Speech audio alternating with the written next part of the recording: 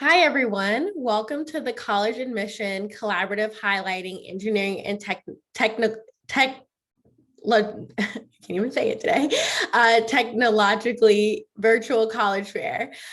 This session is about women in STEM and excited to hear everything that we shared. Before we get started, we do have a few housekeeping items to note. First, if you have any questions at all, feel free to use the Q&A button to type in your questions to presenters at any time. They are there, ready and available to answer any questions you may have throughout the session. Your camera and microphone are off. You are muted and your video is off. The panelists can't see or hear you. There are more sessions happening, so feel free to sign up for more college presentations and sessions where you signed up for this one. And lastly, this recording will be available tomorrow at strivescan.com/CACHET. Without further ado, I'll get out of the way and introduce Amy Glenn from Purdue University to kick us off.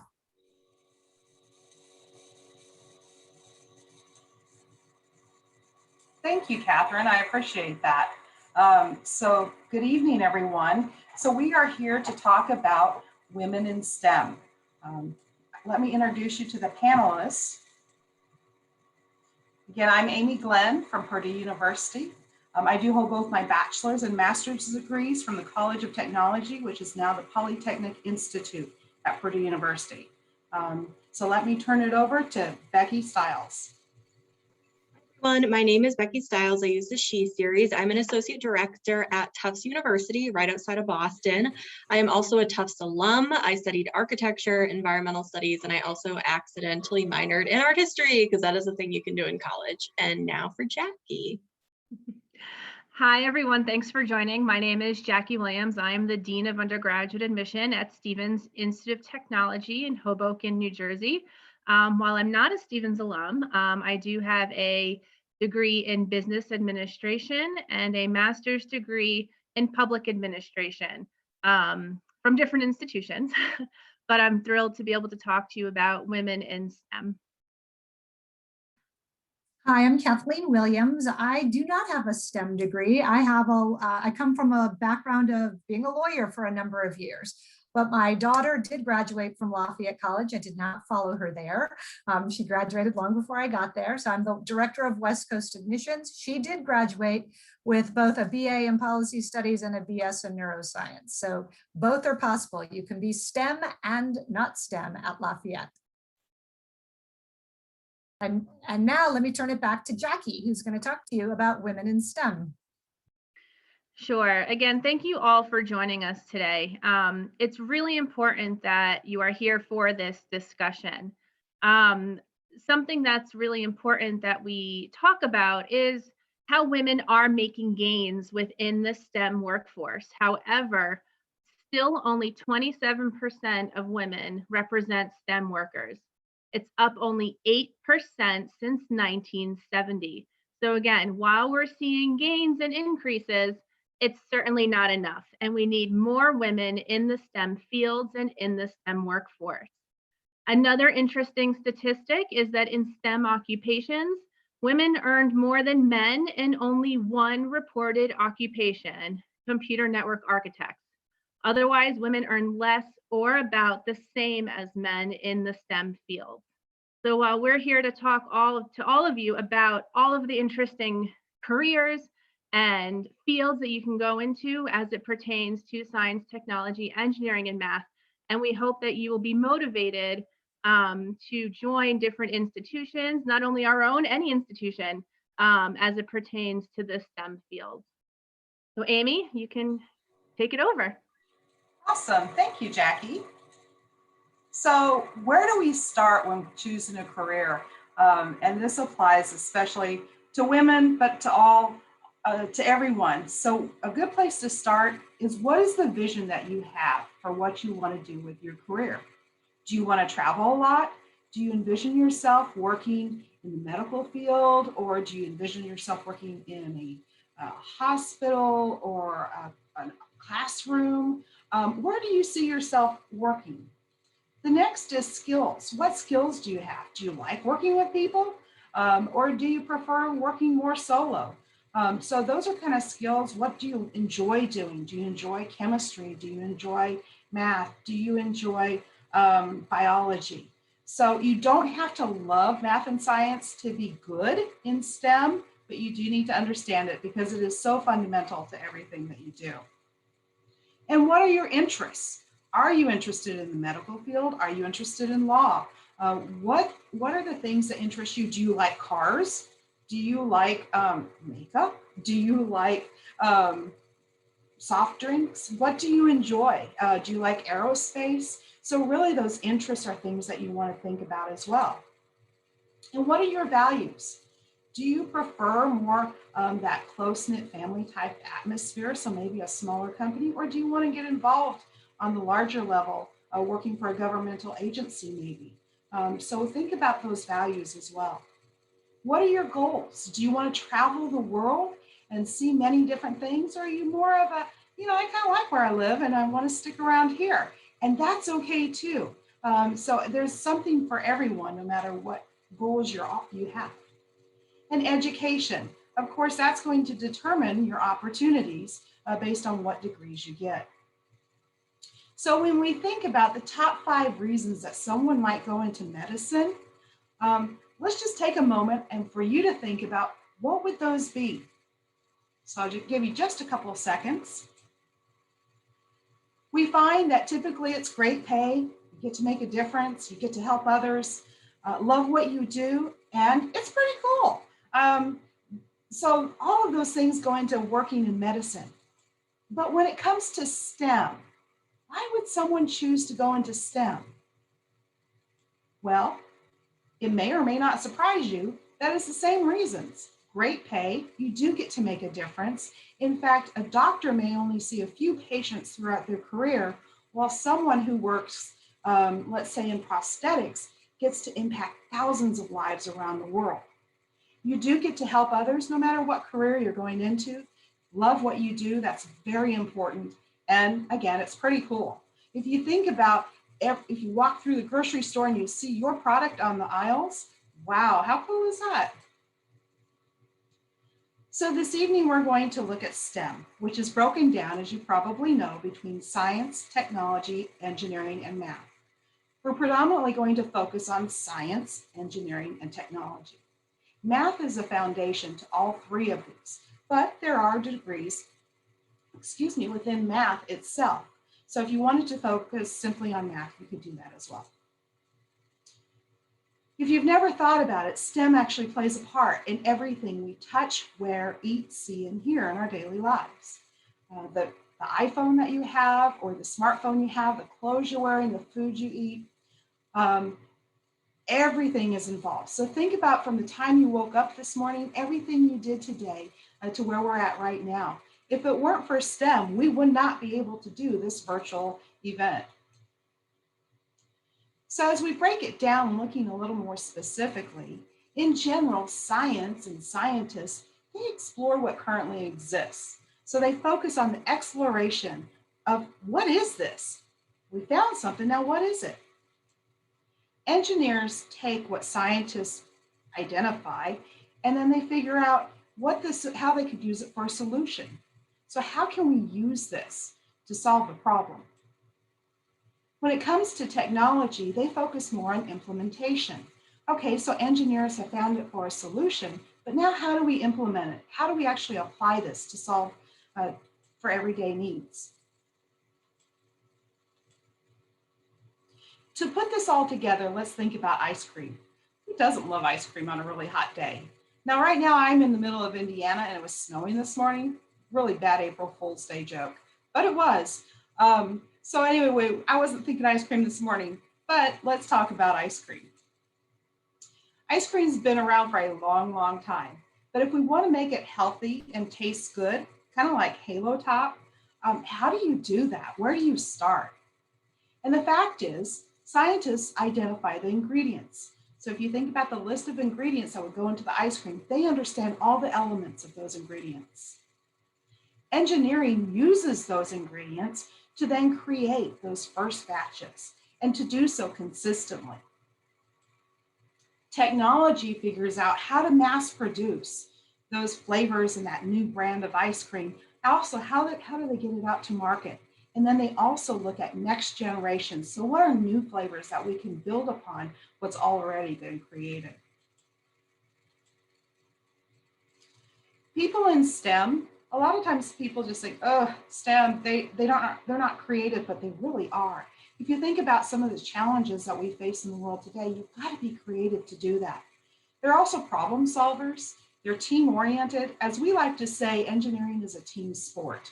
So working together with colleagues and customers, designers, innovators, communicators.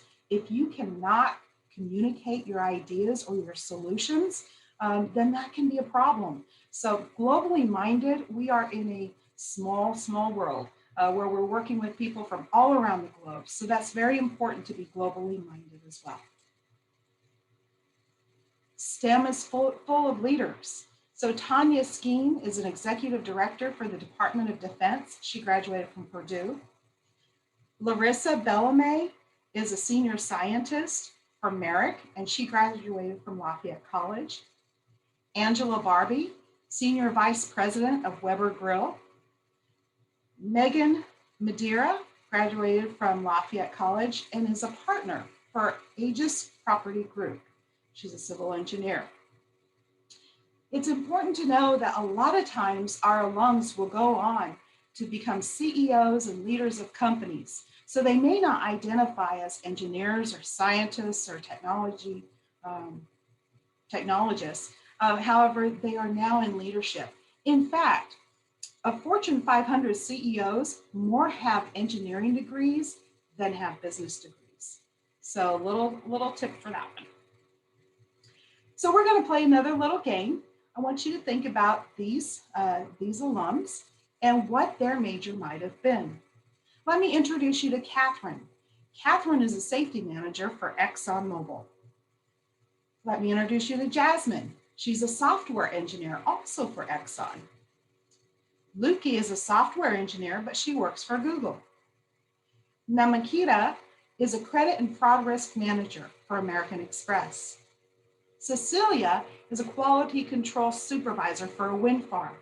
And Casey is a product engineer for Black & Decker. One of these women is a civil engineer. Can you guess which one? Let's find out. Catherine, yes, is a civil engineer working for Exxon. She actually works with the oil rig platforms off of the Houston coast. So who is the cognitive brain scientist? Wow, that sounds pretty cool. Let's find out. Can you guess? It's Jasmine. Yeah, Jasmine works for Exxon, which is amazing. The breadth of what you can do with these degrees is phenomenal. So who's the chemical engineer? Yeah, Casey, working for Black & Decker, which you think about drills and hardware, not necessarily chemicals. Industrial engineer, that would be Namakita. Industrial engineers is a great blend between business and engineering. Okay, now 50-50 shot. Who is the mechanical engineer? Can you guess? If you guessed Luki, you were right. Yes, working for Google as a mechanical engineer doing software. Yep, you can do that. And the civil engineer is Cecilia, working on a wind farm. So the question comes down to, what problems do you want to solve? Which area, advanced technology, new world, safer tomorrows, healthy futures, or a cleaner planet? Do you have interest in these areas? And where do you want to work? So you can do any of these, no doubt. The key to going to these places is your high school preparation. Making sure you're taking classes such as AP, IB, dual credit, those sorts of courses to prepare you for the breadth and rigors of the courses you want to go into. Make sure you're involved. Clubs, sports, music, theater, volunteering, all of those are great. Getting leadership experiences because colleges love to see that on your application. College visits. We've been shut down for the past year, but we are starting to open. So make sure you get out and see some of those colleges that you're interested in. And make sure you visit your top 2 to 3 choices before you actually commit. The 3 F's, form, fit, and finances. Form, are you looking at a large university or a small college? I encourage you to check out both. Fit, do you see yourself fitting in there for the next 4 to 5 years? Because this is your experience, this will be your life, and it's important that you feel like this is your home away from home. Finances, those are what they are, and everyone's different. We'll talk more about those at a different point. Know the application dates for every college, school, and university that you're interested in. Some of those dates are very important and they can start very early. For example, here at Purdue, our priority deadline is November 1st. For engineering, if you wait until January to apply, it's going to be too late. So know those application dates and deadlines. So I'm going to bring my panelists back in now so that we can each talk about our different colleges and universities. We're going to start off with Kathleen. So Kathleen, take it. Sure. So welcome to Lafayette College. Lafayette is located in Easton, Pennsylvania. It's a city of 30,000. We're about 70 miles from New York City, 70 miles from Philadelphia. We are an undergraduate only college. About 2,500 students, 4 different divisions, engineering, which we've been doing for over 150 years, so long before it was cool to be an engineer, the social sciences, the natural sciences, and the humanities. Lafayette is definitely a place where you can double major, as I said, even in engineering. So we have students who double major or major minor. And so know that you do not have to give up one passion for the other at Lafayette. We do not, as I said, we do not admit by major, we admit by person. If you are a woman in STEM, know that at Lafayette, there's definitely parity already in the sciences. And in engineering, we have close to 40% of the class is female. In civil engineering, it is actually 50-50. Also in civil engineering, we are the National Bridge Builder winners for the last 2 years in the national competition. So I will can pass my questions or pass my time to my colleague across the river from us, but do remember that Lafayette is a school that meets 100% of demonstrated financial need. So now to Jackie. Awesome, thank you. Hi everyone, again, I'm Jackie. I'm from Stevens Institute of Technology, and you can see here we are located in Hoboken, New Jersey, which is literally just across the river from Manhattan. We sit on a cliff overlooking the Hudson River, and we get to see that beautiful view every single day. Our location certainly translates into opportunity for our students. This past year, the class of 2020 was placed within 6 months of graduation at 96%. So our students are doing very, very well when they graduate, and we have a plethora of co-op opportunities, internship opportunities, and research opportunities for our students. We offer majors in engineering, of course, the sciences, computer science, business, and the arts.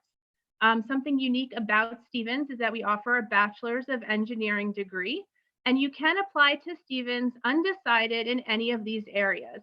So you don't have to know exactly what type of engineering you want to do or what type of science you want to study. We do ask that you just choose one of those areas, but you can apply undecided to any one of those areas and then choose your major by the middle of your sophomore year.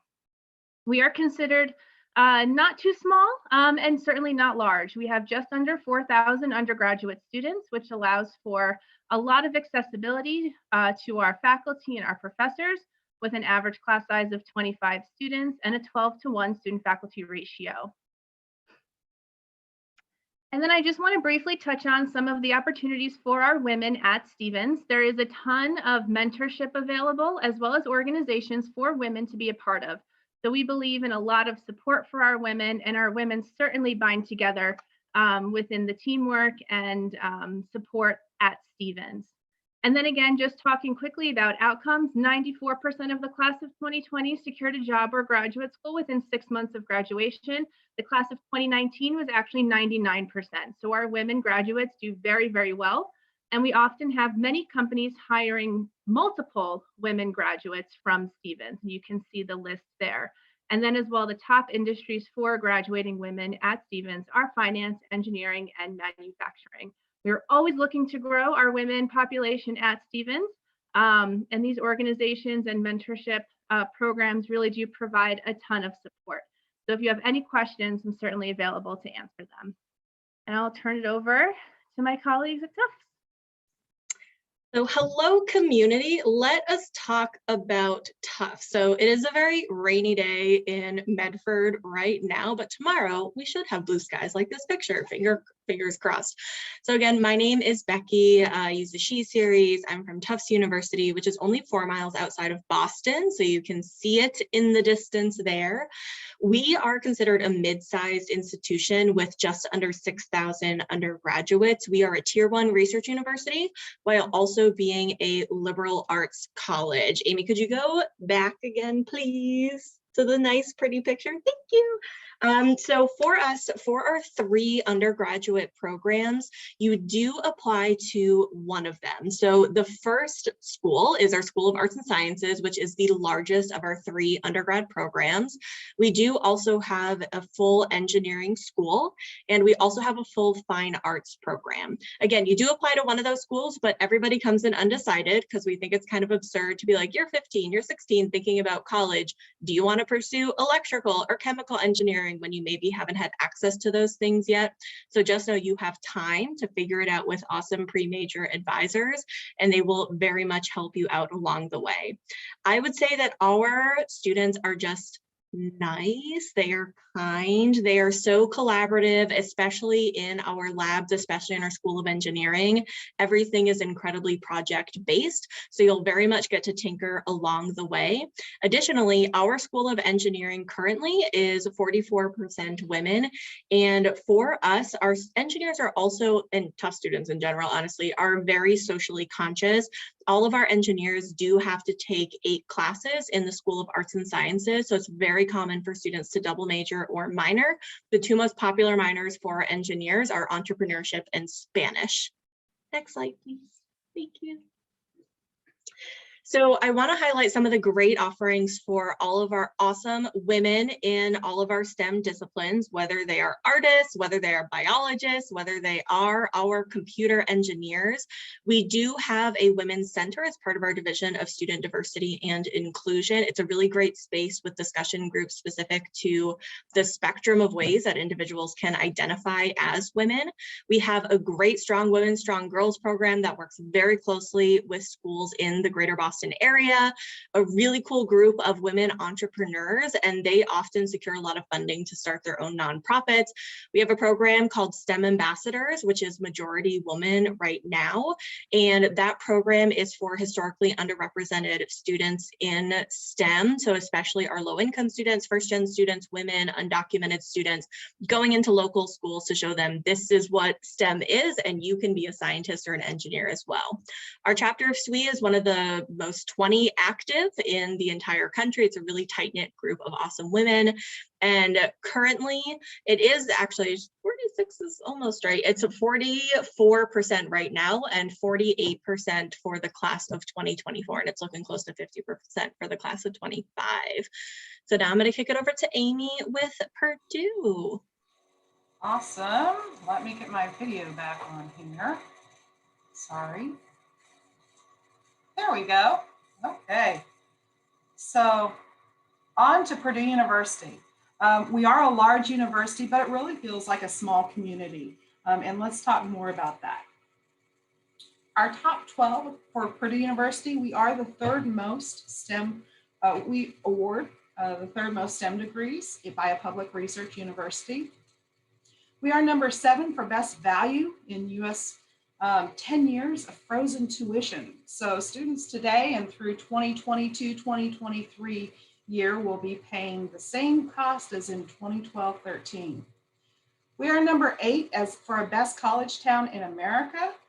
So for surprisingly being so big, we really are small. We do have 35,000 undergraduate students from 50 states and 135 countries. 200 majors in 9 different colleges. 75% of our students are in STEM degrees. We do have a 13-to-1 student to faculty ratio. So even though we are a large university, we, like I said, small community. Average class size is about 31. We have 5 cultural centers. 2,000 undergraduate research projects going on throughout the year. And those are all kind of overseen by our Office of Undergraduate Research. We do have about 1,700 unique employer visits to campus through 35 career fairs.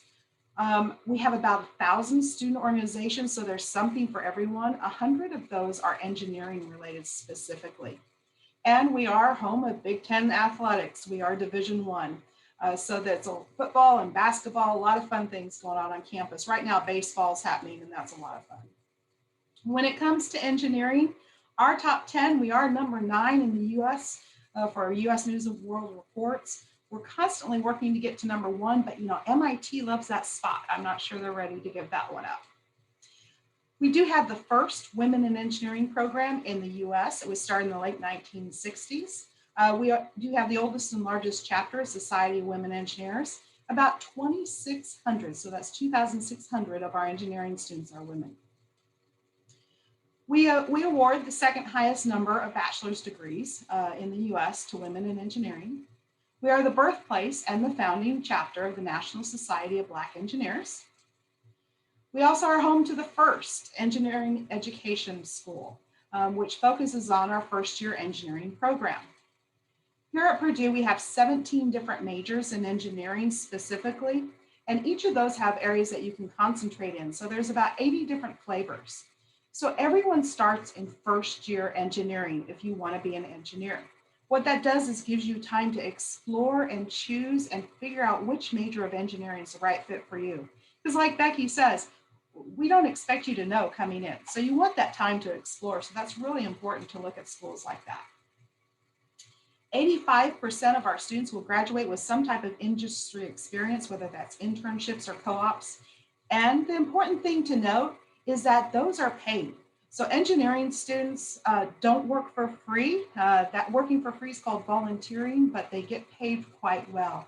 The average for most engineering students across the US for an internship or co-op is about $20 to $30 an hour. What this does is allows our students to graduate debt-free. So about 70% of our students here at Purdue in engineering will graduate debt-free. 97% will graduate with plans within 6 months after graduation. So they know where they're going, whether that's graduate school or it's going on to higher or to their careers. Engineering is a great avenue if you're thinking pre-med, pre-law, pre-vet, pre-dentistry, or any of the STEM degrees. So make sure you're looking at those as well. The average starting salary for a bachelor's degree is $70,000, plus a bonus one. We have 100,000 living alums worldwide. Our alums love to get involved. They love to get connected. So please let us know if we can help you get connected with them. Now I'm going to call back in my panelists and we're going to take your questions. So if everyone would like to join me. Sure. So one of the questions that we have for the group is, are you aware of any affinity groups for women interested in the pre-med field? So at Tufts, we have 2 pre-med societies. The first is just the general pre-med society, which is majority women at the moment. And then we also have a chapter of MAP. So that's the Minority Association of Pre-Health Students, which also is majority women. The nice thing about those clubs, and many of them, is that you kind of find a sub-community within the specific communities that you're a part of. So if you have friends who also identify as women, like you can create your own like support and celebration network. So we don't have one specific, but we do definitely have groups of women that find each other in that space. So at Lafayette, we also have different affinity groups for women, pre-med included. We also have the Claire Booth Luce Scholars Program, where one of our alums has donated a whole bunch of money just to be set aside for female researchers. So if that's of interest to you, that would be separate and apart from our Excel summer research opportunities, where students live on campus for free. They do research with professors. So lots of support for sure, in addition to an infrastructure set up for our pre-med students, so that when your application goes off to medical schools, you are having letters that are written that are very heartfelt because your professors know you and you've done research with them. So the acceptance rate to medical school for Lafayette students, if you graduate from Lafayette with a 3.6 or above, the acceptance rate is 75%. If you graduate between a 3.2 and a 3.59, it drops to 64%. But our students are getting into the best medical schools in the country, and women are leading the way. In medicine, women are the majority from coming out of Lafayette. Yeah, I'm not sure as far as any specific student organizations. I'm sure we have them amongst those 1,000. We do have a department dedicated to helping students get into med school, the Pre-Professional Advising Office. It's an advising office that just solely focuses separate from your major advisor. But also the Women in Engineering program does a lot of mentor and mentee programs, so you might find something within there as well. And I'll just add that at Stevens, we have the Stevens Health Professions Club, the Pre-Med Honors Society, and advisory committees. While they're not women specific, they are certainly a ton of women in these programs and in these societies for that additional support and for that support for medical school, as was previously mentioned. Excellent. Another question for all of us. Oh, I'm sorry. I was going to say, while we're waiting for more questions to pop up in the Q&A, we really haven't talked much as a group today about our computer scientists who are out there, or computer engineering and electrical engineering, which I'm sure we all have. So, just know that that we're not forgetting about you, right? That is, we just didn't talk about it as much as we could have at Lafayette, quite frankly. It is those with computer science degrees or computer and computer engineering degrees that have the highest starting salaries. So those students started at a staggering average of $93,000 a year from 2019. So I didn't want to let you think we were forgetting about all of you. Others may have things to add about those maybe. Well, we have a couple of questions from the group. So one of the questions is, do you have any living learning communities for women in STEM on campus? So if Amy, maybe you want to start? That would be great. Thank you, Jackie. In fact, Purdue just finished building, it opened this fall, the first Women in STEM residence hall. So whether it's engineering, science, or technology, they each have learning communities specifically for women, and they all live in the same residence hall, which is really nice. But we have a variety of learning living communities for every major. So for example, engineering has, I want to say, about 15 different living learning communities that you can check out. So yes, we do have those.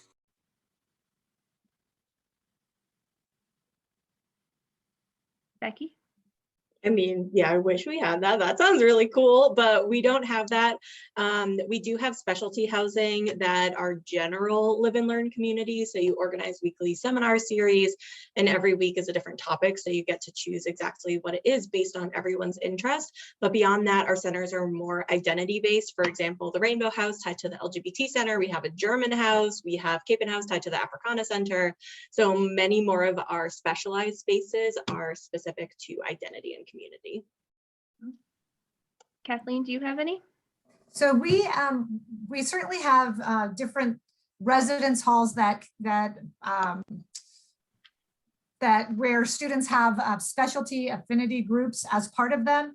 STEM is not one of them, but we have the Monroe houses where you can choose, you and your friends, to be whatever you want to be, so that they're, in California, we'd call them duplexes. In Pennsylvania, they call them twins, but it's 3 people living on one side with the common wall, 3 on the other. So if you wanted to create your own, you could. One of the long-standing ones that's there that's not STEM related, but may touch on everyone's lives, is we have the dog house. So we have students who, 6 students who are raising dogs for the disabled as part of their living learning community, which I think is really cool and does have some connection to STEM, quite frankly. So. Absolutely. And then just quickly at Stevens, while we don't have exactly what you're asking, we do have the Laurel Center for Women's Leadership, which does house students. It is technically a residence hall, but it is the Laurel Center for Women's Leadership, where women do apply to go into this housing complex and live amongst each other.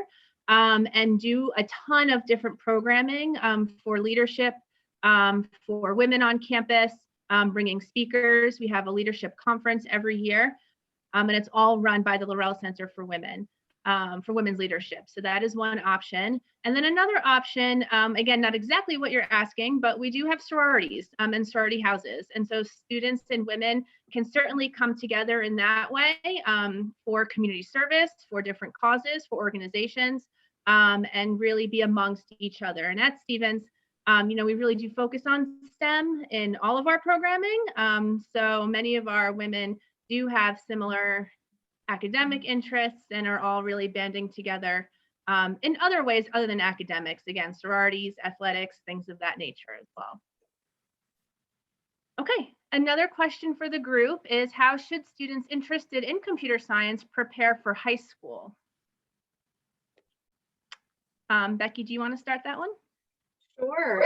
I think, well, I'm also speaking from the Tufts specific side of things. So thinking about the fact that every single one of our students comes in undecided, and that we actually offer computer science in both our School of Arts and Sciences and our School of Engineering. And we have some students who end up comp sci majors who never have any comp sci experience before coming in. And then we have students come in who have gone through all the boot camps. They run their Girls Who Go Code Club, and they have this really high level of understanding.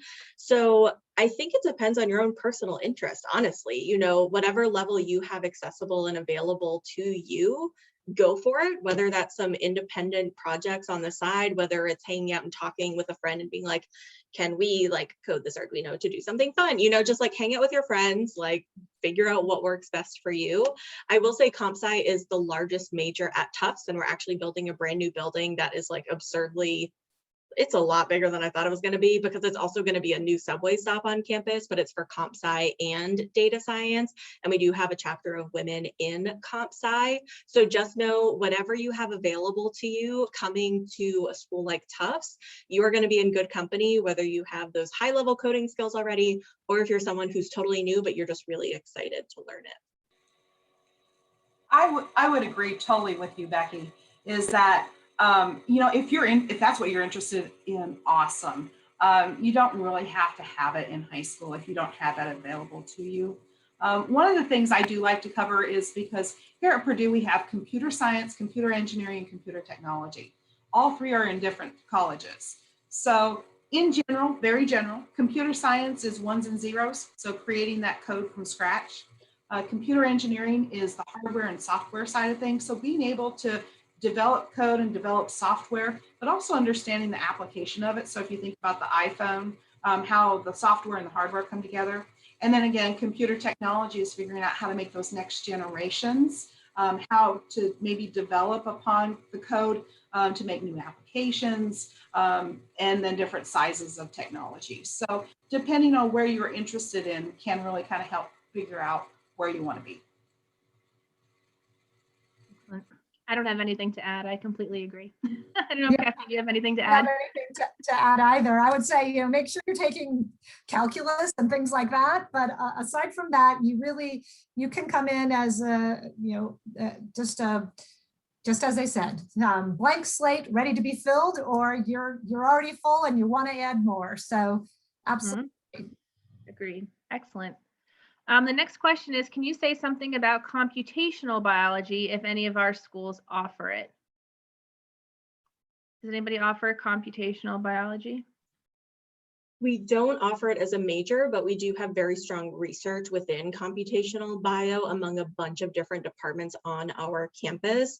I would also insert, I don't know how kosher this is for like a panel where schools, okay, Northeastern has a really great professor, Ben Hescott. He used to work at Tufts. He's an phenomenal computational biologist. So I'd recommend checking that out as well. But just know, sometimes also if a school doesn't offer something, it doesn't necessarily mean that you can't end up pursuing that. Like at Tufts, we do not have aeronautical engineering, but many of our electrical, computer engineers, and mechanical engineers do graduate and end up working in aeronautical sciences or engineering. So just know that you can find a path to what you want, even if on paper it doesn't look like a school from the get-go or from that surface level. You feel like they have it. They might have it just in a different way that's not a major.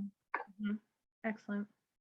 Yeah, actually, very similar at Stevens. We don't offer computational biology. We used to as a major, but now our students are doing a ton of different research within biology, mathematics, really able to sort of combine those degrees and find research opportunities with faculty that are able to satisfy those sort of academic and research wants, I guess, of our students. So very similar. Excellent. And then the next. Oh, sorry.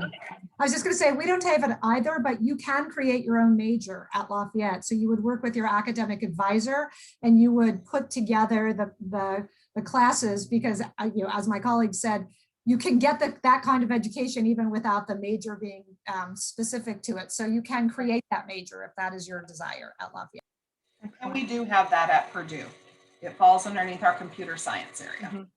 Wonderful.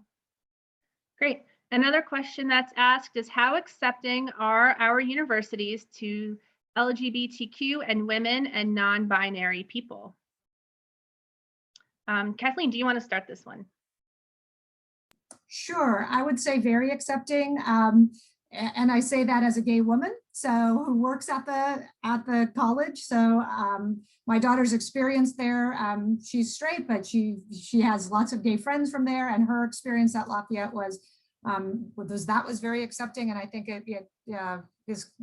we're accepting to the whole spectrum of the community. So at Tufts, I would very much echo that. We do have one specific group called OSTEM, which is out in STEM for LGBTQIA+ students. About 2% of our undergrad population at our School of Engineering identify as trans or non-binary.